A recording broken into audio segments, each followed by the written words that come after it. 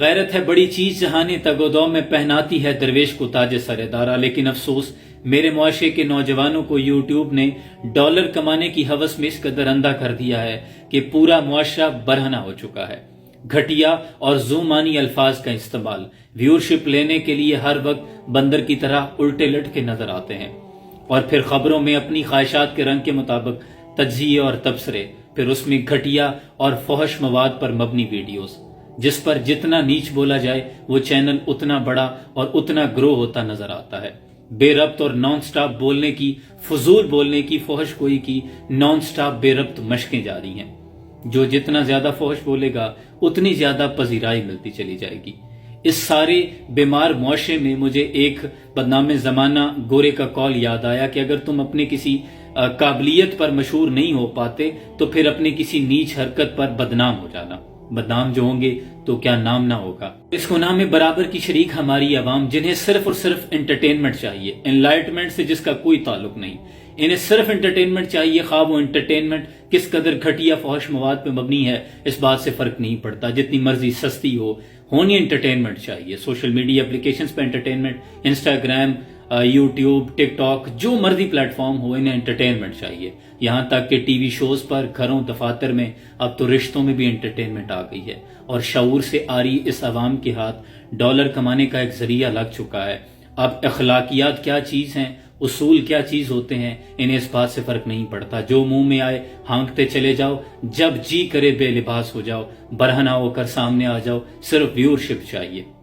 مجھے ارسطو کی بات یاد آئی، اس نے کہا تھا کہ انسان سماجی جانور ہے، لیکن مجھے ایسا لگتا ہے کہ خود آزاد مملکت پاکستان میں ہمارے یوٹیوبرز ان جانوروں کا کردار ادا کر رہے ہیں جو کہ ہر اپنے کرتب پر ایک ٹکٹ لگائے بیٹھے ہیں، اور اس کے سامنے بندر کی طرح ناچتی ہوئی ہم عوام۔ مجھے ایک صوفی کی حکایت یاد آئی کہ وہ جنگل سے گزر رہا تھا کہ جانوروں کی ایک محفل مباحثہ گرم تھی، تو اسے زبانوں پہ عبور تھا جانوروں کی، وہاں کھڑا ہو گیا، جس کا صاحب صدر ایک ببر شیر بوڑھا تھا جو اس جنگل کا سینئر تھا۔ وہ سامنے براجمان تھا۔ اب لومڑی سٹیج پر آئی تو اس نے کہا کہ سنو دشت کے باسیو، یہ جو چاند ہے سورج سے زیادہ گرم ہے، اور سورج سے زیادہ بڑا اور روشن بھی ہے۔ تماشائیوں میں ایک تالیوں کی گونج تھی۔ ہاتھی سٹیج پر آیا تو کہنے لگا کہ گرمیاں سردیوں سے زیادہ ٹھنڈی ہوتی ہیں۔ سٹیج سے اتر گیا، بھاگ سٹیج پر آیا تو آ کر اس نے اپنے پیلے جسم پر کالی دھاریوں کو لہراتے ہوئے کہا کہ سنو بھائیو، دریا ہمیشہ اوپر کی طرف چڑھتے ہیں۔ ساری محفل تالیوں سے گونج رہی تھی، لیکن صوفی کو یہ بات ہضم نہ ہوئی۔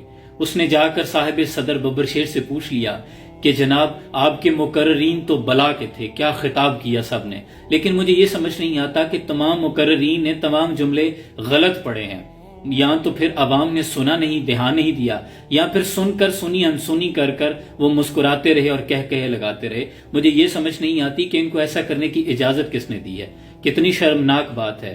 تو اس پر ببر شیر نے کہا کہ جناب گو کہ یہ ایک شرمناک بات ہے، لیکن افسوس کی بات یہ ہے کہ ہماری عوام صرف انٹرٹینمنٹ مانگتی ہے، انلائٹمنٹ، روشن خیالی سے ان کا کوئی تعلق نہیں ہے۔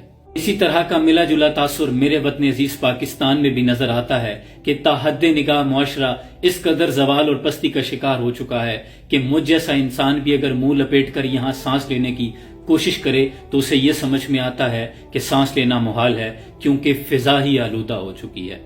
اقبال یہاں نام نہ لے علم خودی کا، موضوع نہیں مکتب کے لیے ایسے مقالات، بھری بزم میں راز کی بات کہہ دی، بڑا بے ادب ہوں، سزا چاہتا ہوں۔